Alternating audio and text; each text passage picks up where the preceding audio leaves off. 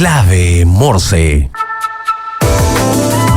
9:34 de la mañana y en Santiago, específicamente en la comuna de Providencia, donde se encuentra Radio La Clave, hay exactamente 10 grados, o sea, no ha aumentado mucho la temperatura, vamos a llegar a los 14 como máxima y ya acercándose la lluvia. Mientras tanto, les cuento que el app es la tecnología que permite exportar y vender tus productos en marketplaces internacionales. Conecta, publica y gestiona integradamente muchos canales a través de una sola plataforma. Encontrarás distintas herramientas para optimizar y eficientar tus ventas globales. Exportar y vender en marketplace nunca fue tan fácil. Conectamos Latinoamérica con el mundo. labglobal.io. Contexto, historia y sus protagonistas. En profundidad, el espacio donde te explicamos a fondo un hecho de la actualidad económica. Escuchas Clave Morse. A ver, ayer el nuevo ministro de Hacienda, que sabíamos que era anteriormente ministro de Economía, Nicolás Grau, se juntó con un par de ministros más, con el actual de Economía, ¿no es cierto? Y además Álvaro García y con Giorgio Bocardo, que es del Trabajo, para plantear nuevamente la conversación sobre la negociación ramal. Tema que había estado bastante fuera de la palestra últimamente, básicamente por el rechazo de varios sectores, ¿no es cierto? Incluso podríamos decir que de forma bastante tangencial por el punto de vista del empresariado. Pero quisimos explicar en profundidad qué es la negociación ramal para que se entienda con peras y manzanas, como hay el espíritu de Clave Morse. Bueno, es un tipo de negociación colectiva en la que los sindicatos negocian por rama de actividad económica, o sea, por industria, por sector, ¿no es cierto?, en lugar de hacerlo empresa a empresa como es actualmente en nuestro país. Por ejemplo, en vez de que los sindicatos de cada supermercado negocien de manera aislada con el Líder, Jumbo o Totus, por poner un ejemplo, habría una negociación ramal del sector supermercadista e incluso podría extenderse al sector retail.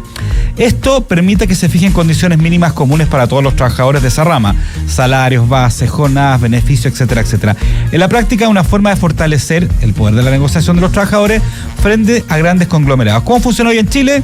La negociación colectiva está pensada casi exclusivamente a nivel de empresa. Las grandes empresas pueden fragmentar sindicatos, ¿no es cierto? Y los trabajadores de pequeñas empresas a veces tienen menos fuerza con respecto a lo de las grandes empresas. Justamente la negociación ramal es bastante común en Europa, por ejemplo en Alemania, los Países Bajos, los países nórdicos, donde los acuerdos por rama aseguran piso mínimo de derechos para todos los trabajadores de un sector. La discusión en Chile, a favor. Obviamente uno de los argumentos es que fortalece los sindicatos, evita desigualdades de trabajadores que hacen lo mismo en distintas empresas, aporta estabilidad y reduce la competencia por bajar sueldos. Y los que están en contra, por ejemplo la CPC y otras asociaciones empresariales, advierten que subiría los costos y afectaría la competitividad justo en un momento en que, como vimos hace un momento, incluso el crecimiento del país se espera que baje un poquito, que llegue quizás al 2,5% anual, luego de la cifra del IMASEC que vimos ayer. Algunos también sostienen en contra que Chile no tiene aún densidad sindical, ojo con esa palabra, densidad sindical suficiente ni confianza entre las partes para implementar un modelo de este tipo. El gobierno, especialmente el Ministerio del Trabajo, ¿no es cierto?, ha planteado avanzar hacia la negociación ramal como parte de una reforma laboral más amplia. Obviamente hay un contexto histórico, ¿no es cierto?, al respecto. Desde hace aproximadamente 50 años se disminuyó en algún momento la fuerza sindical en Chile, después volvió a surgir con el modelo que está actualmente. Y como les comentaba, en otros países la negociación ramal es un tema que es el desde, especialmente por ejemplo en España, en los Países Bajos, en Alemania, en Uruguay también hay una especie de negociación ramal similar a la que se quiere instalar acá. En resumen, la negociación ramal es el paso de un sistema atomizado a uno colectivo por sector económico. En Chile es un tema altamente político y controversial que divide a sindicatos y empresarios, y seguramente va a entrar la discusión cada vez más fuerte en la medida que se termine este gobierno, y obviamente está también en los programas de los candidatos y candidatas. Quizás yo creo que no con tanta fuerza aún, pero lo vamos a ver cómo va a ir aumentando en los próximos días. La Clave y Sistema B presentan Sostenibilidad en Clave Morse. Y entramos a uno de las secciones favoritas de nuestros auditores, que es esta sección de sostenibilidad que tenemos los días martes junto a Sistema B. Hago el alcance, no pudo venir nadie de Sistema B porque están justo en un evento que están todos tomados y lamentablemente no pudieron venir, pero tenemos un invitado de lujo hoy día. Estamos con Alexis Cami, fundador del Observatorio de la Conciencia Empresarial y además empresario también, escritor de libros. ¿Cómo estás, Alexis? Muy bien, gracias por la invitación hoy día. No, gracias a ti por acompañarnos. ¿Cómo empieza septiembre? ¿Ah? Movido, ¿cierto? Estamos movidos, como que pasando mucho a nivel país, a nivel internacional, así que con muchos cambios, bueno, y preparándonos para el 18, ¿no? Sí, exactamente, es como la fiesta de nuestro país. A ver, antes de entrar un poquito a esta radiografía que presentaron ustedes hace poco, me encantaría entender, y quienes nos están escuchando, bien, ¿qué es el Observatorio de Conciencia Empresarial? ¿Cuál es un poco el propósito? ¿Cómo nace? Un poco de historia también.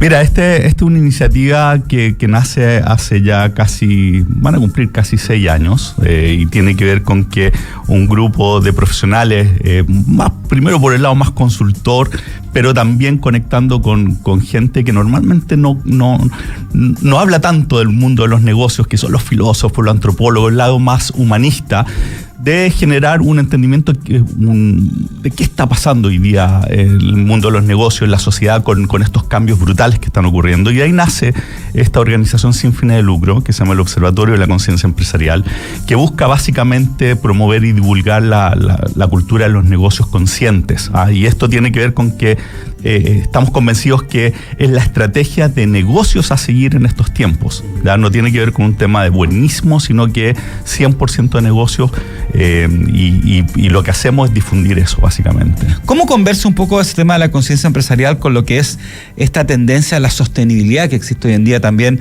en el país, en el mundo, que justamente tiene ejes, que es el de gobernanza corporativa, el social y el de medio ambiente? Bueno, esos son dimensiones si quieres, de la conciencia empresarial. Yo nosotros ocupamos el concepto de conciencia porque tiene que ver con la capacidad de reconocer el impacto que tiene nuestro actuar y generar valor social en distintos ámbitos, pero desde el propio giro del negocio. Entonces es una mirada mucho más 360 la que estamos mirando, ¿cierto? La sustentabilidad es uno de los ejes. Pero esto tiene que ver con algo un poquito, que creemos que está un poquito más por arriba, que cuando tomamos conciencia del impacto que tiene nuestro actuar, entonces empezamos a mirar no solamente la sostenibilidad, sino que todas las dimensiones del negocio, y lo que más importante es que tiene que ser desde el propio giro. Claro. Este es uno de los temas. O sea, desde el core business del negocio. Exactamente, porque lo que hemos visto es que muchas empresas, ¿cierto?, empujaron todo el tema de sostenibilidad, empujaron temas de diversidad, de equidad, de distintos elementos, pero no asociados con el core.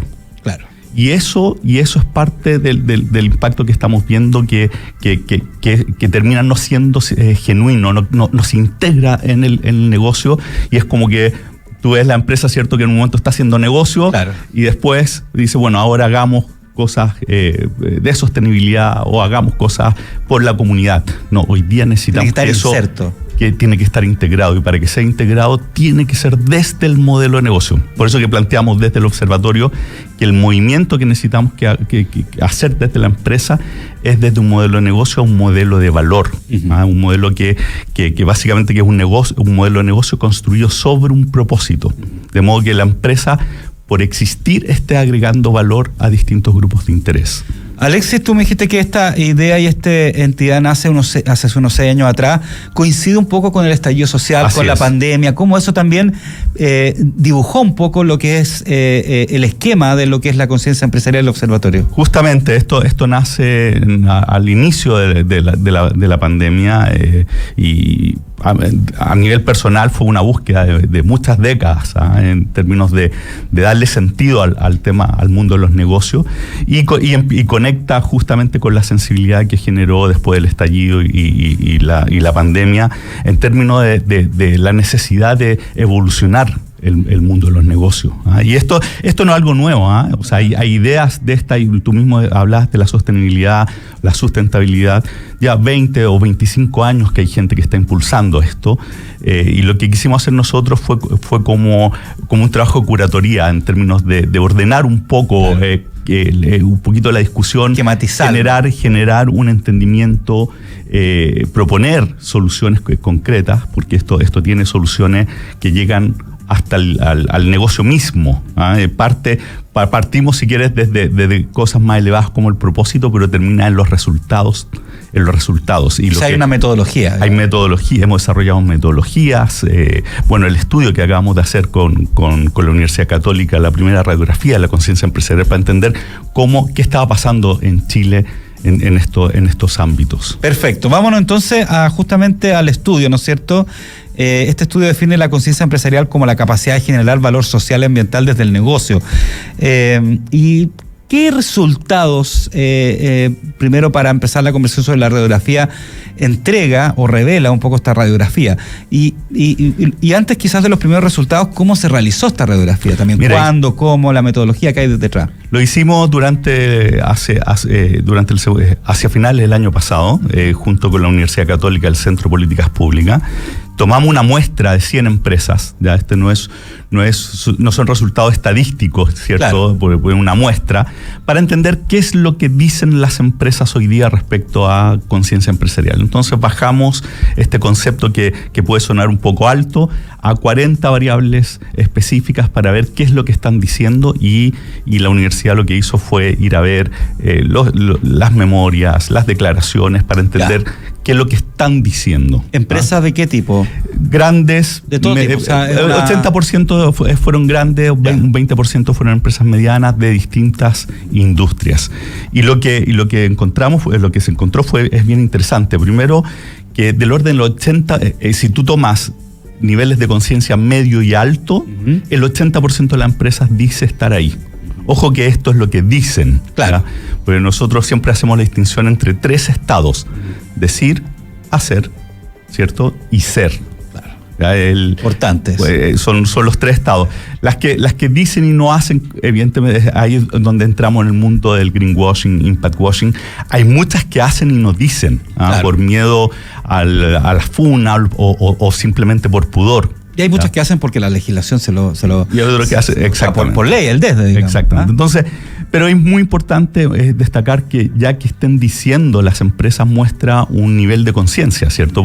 Porque quiere decir que es importante, ¿ya?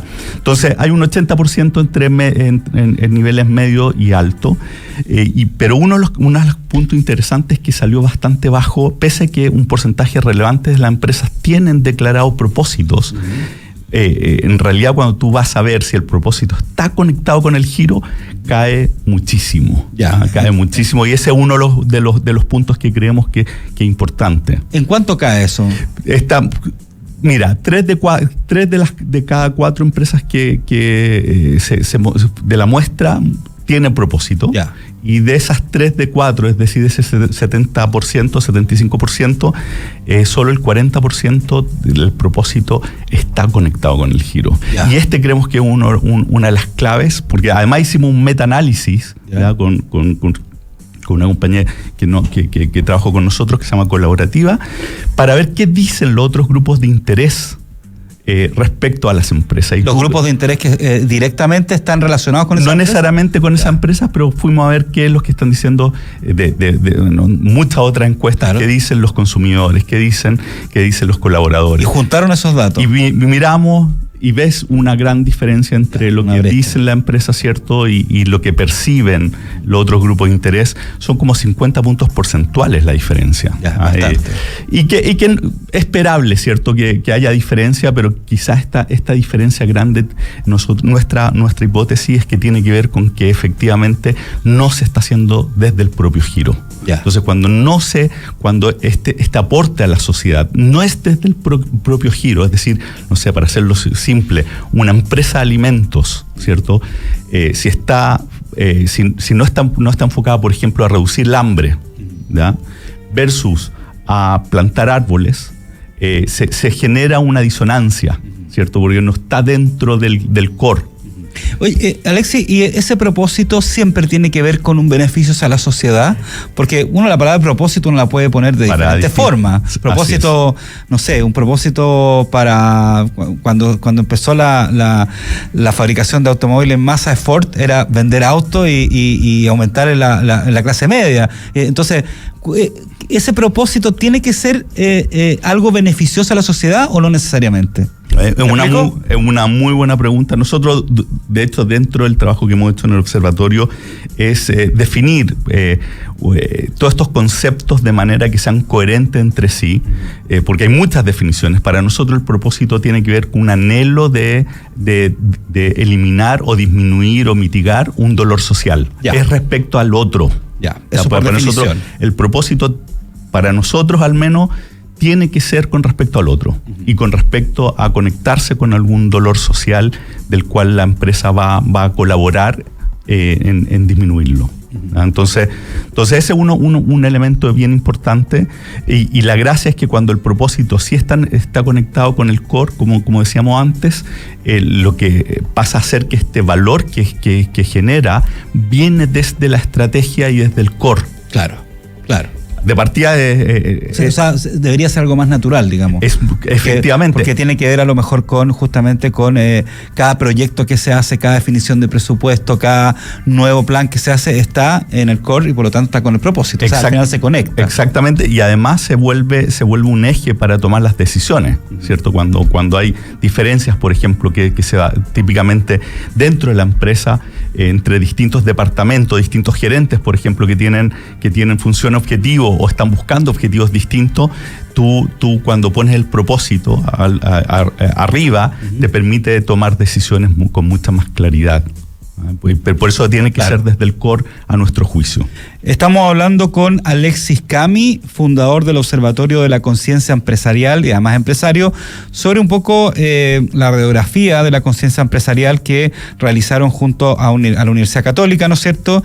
Y entendiendo un poco también este concepto de lo que es la conciencia empresarial y también del propósito.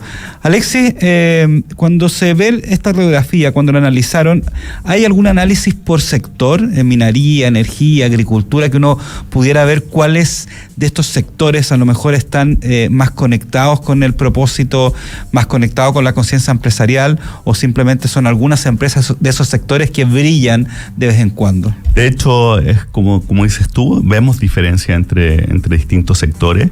Cuando tú ves, por ejemplo, los sectores de electricidad, agua, combustible, rankean bien alto. Ya, están alto en términos de todos estos elementos. Tienen bastante conciencia en la importancia que tienen estos elementos hoy día para proyectarse como negocio en el futuro. En el otro extremo estaba el sector agrícola. Uh-huh. El sector agrícola salió bastante bajo en términos de... Sí, curiosamente ahí tenemos una oportunidad de mejora. Ya, perfecto. ¿Y se vio algo por regiones, por ejemplo, también? No hicimos distribución por regiones, pero sí lo que te puedo comentar como resultado interesante tiene que ver con que un elemento que de hecho ha salido varias veces, que tiene que ver con la orientación al cliente. Y ahí un elemento que sale permanentemente y salió con mucha fuerza acá, tiene que ver con todo el tema, por ejemplo, de la postventa. Mira. O sea, que la relación del cliente, la orientación al cliente, es como que nos falta trabajar el qué pasa después de que ocurre la transacción. Qué interesante eso, y eso también debería estar dentro del paraguas de lo que es el propósito, digamos, ¿o no? Por supuesto, claro, porque tiene que ver con las comunidades, con los stakeholders, y incluso muchas de las empresas de servicios, me imagino, ¿no? Así es. Entonces ahí tenemos un tema y que sabemos por otros estudios además que esto pega muy fuerte en términos de la imagen en los consumidores con respecto a las empresas. El hecho que se percibe como que quizás hay muchas empresas que una vez que se hace la transacción como que se desentiendan. Bueno, eso es algo que necesitamos trabajar y que está impactando. Y el otro punto muy, muy interesante tiene que ver con lo que mencionaste, que tiene que dice relación con las comunidades. Claro. Aparece como bajo en términos de la relación con las comunidades, que sea algo que sea permanente, frecuente, transparente. Hay otro elemento que necesitamos trabajar. Y todo esto estamos al nivel del decir, ¿cierto? Claro. Después tenemos que avanzar hacia el hacer. Hacer y el hacer. Y el ser. Y el ser. El claro. ser es cuando lo integras, ¿cierto? Y decides hacerlo, y las decisiones que tomas a puerta cerrada son las mismas que las puertas abiertas, y lo haces porque quieres hacerlo. Ese cuando tú pasas a ese tercer estadio, cuando es ser, y esto tiene que ver con tener primero un modelo de valor que haga esto, y segundo con un líder que crea en esto. Claro. Ahí es donde empieza a aparecer la magia. Y claro, tú te das cuenta dentro, cuando visitas a empresas, yo en mi otro sombrero soy consultor, y cuando visito empresas y te das cuenta cuando la empresa es. O sea, en el fondo eso tiene que partir por el líder. Por el líder, principalmente. Siempre por el líder. Porque uno puede partir de diferentes formas, puede partir por la legislación. Hace un momento estábamos hablando justamente con un estudio jurídico, con un abogado, que nos hablaba de cómo las empresas estaban cambiando en base a la norma de delitos económicos, pero también tienen que tener... tienen que tomar eso como un desde. O sea, la pregunta que hace uno es, ¿dónde parte eso? ¿Del líder, de la legislación, de la presión de las comunidades o de las personas, como a lo mejor fue un poco en el estallido social? ¿Por dónde parte? La tesis de ustedes es que parte por el líder. Tiene que partir por el líder. Ya. Si no, lo que te va a pasar es, bueno, un poco lo que estabas conversando justo antes, es que la empresa va a estar persiguiendo y tratando de ajustarse a la legislación, que va saliendo. Una empresa consciente, la verdad es que la legislación que va apareciendo le pega poco. Claro.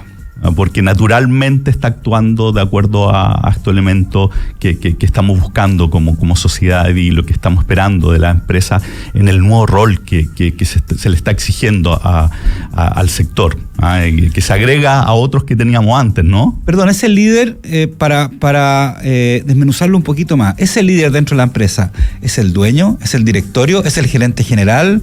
¿Es el controlador principal? ¿Quién es ese líder? Mira, el que tiene que creer esto 100% y vivirlo es quien está manejando la organización. Ya, quien toma las decisiones. Porque tú perfectamente, no ha pasado, ¿cierto? Que tú conversas con el dueño y te dice, mira, pues viene de lo que nosotros llamamos el antiguo paradigma, una mirada de que las empresas son para hacer negocio, para maximizar utilidad para los accionistas, que está perfecto.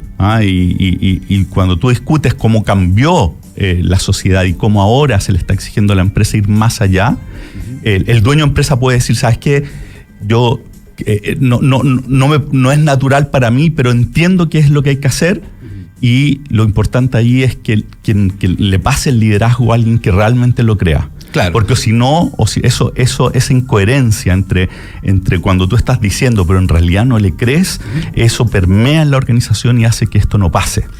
Alexis, nos queda poco tiempo, pero está muy entretenida esta conversa. Nos van a quedar tus temas pendientes, así que te vamos a invitar de nuevo. Pero quiero ir un poco aguas más arriba todavía para entender bien este esquema, ¿no es cierto? Está este líder o este liderazgo empresarial, ¿no es cierto?, que de alguna forma toma conciencia y lleva el propósito hacia la empresa, este propósito que de alguna forma tiene que ver con lo que es la sociedad, con lo que es la persona. Pero, ¿cómo es el líder? ¿Qué pasa en ese líder que a lo mejor no tiene esa conciencia empresarial? ¿Qué tiene que cambiar en su switch para cambiar su mindset? ¿O cómo se produce ese cambio? Bueno, una cosa que puede hacer es asistir a toda nuestra actividad. Nosotros damos charlas en empresas para mostrar cómo cambió la sociedad. Porque esto parte por, primero, justamente como dice, conciencia, que tiene que ver a nivel de la persona, tomar conciencia que el mundo cambió. Porque acá realmente un cambio estructural en la sociedad en Occidente que está haciendo que las empresas tengan que ir más allá de lo que iban tradicionalmente.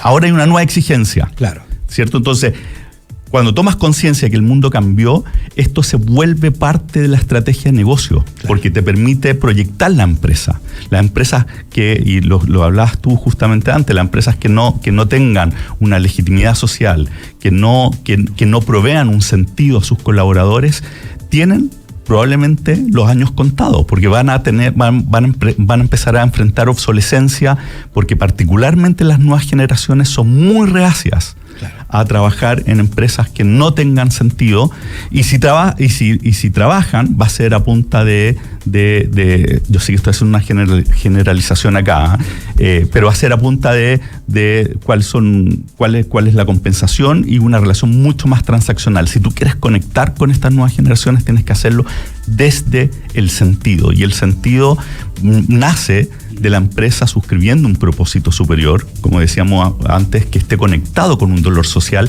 de modo que al hacer negocio le está haciendo bien a los distintos grupos de interés. Estupendo. Alexis, ¿dónde encontrás más información del observatorio, del estudio? ¿Viene algún otro estudio luego?